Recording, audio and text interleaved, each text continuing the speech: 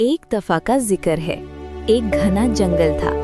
जंगल के बीच से एक प्यारी सी नदी बहती थी। नदी के किनारे एक पुराने दरख्त के तने में एक छोटी सी चूंटी रहती थी। चूंटी बहुत मेहनती और समझदार थी। वो रोज सुबह से शाम तक खाना इकट्ठा करती रहती थी।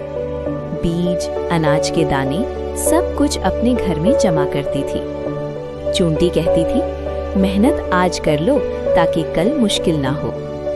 एक दिन गर्मियों की सख्त दोपहर में चूंटी को बहुत प्यास लगी। वो पानी पीने के लिए नदी के किनारे पहुंची।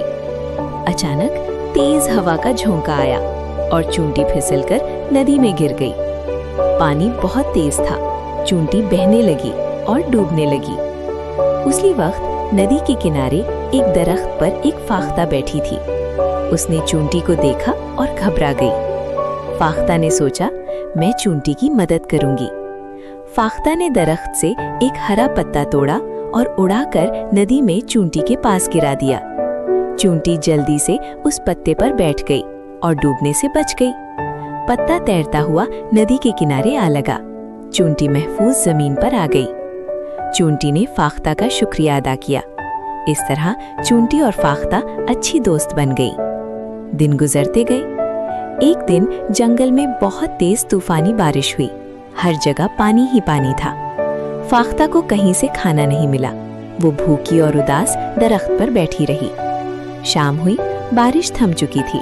फाख्ता जमीन पर उतरी और खाना ढूंढने लगी, मगर कहीं कुछ भी न मिला।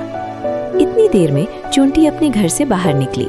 उसने फाख्ता को परेशान देखा और पूछा, तुम इतनी उदास क्यों हो? फाख्ता ने कहा, आज मुझे खाना नहीं मिला, बहुत भूख लगी है। लगता है आज भूखी ही सोना पड़ेगा। चूंटी मुस्कुराई और बोली, फिक्र मत करो, मेरे पास बहुत सा खाना है। चूंटी अपने घर से अनाज के बहुत से दाने लाई और फाख्ता को दे दिए। फाख्ता ने पेट भरकर खाया और बहुत खुश हो गई। फाख्ता ने कहा, तुम्हारा बहुत शुक्रिया। चूंटी बोली, शुक्रिया की कोई बात नहीं, तुमने मेरी जान बचाई थी। आज मेरी बारी थी। चूंटी ने कहा, अब हम दोनों मिलकर अनाज इकट्ठा करेंगी और मिल बांटकर खाया करेंगी। उस दिन के बाद फाख्ता भी दाना इकट्ठा करती और चूंटी को देती। जब भी बारिश का मौसम आता, चूंटी और फाख्ता मिलकर खाना खाती और खुशी से रहती।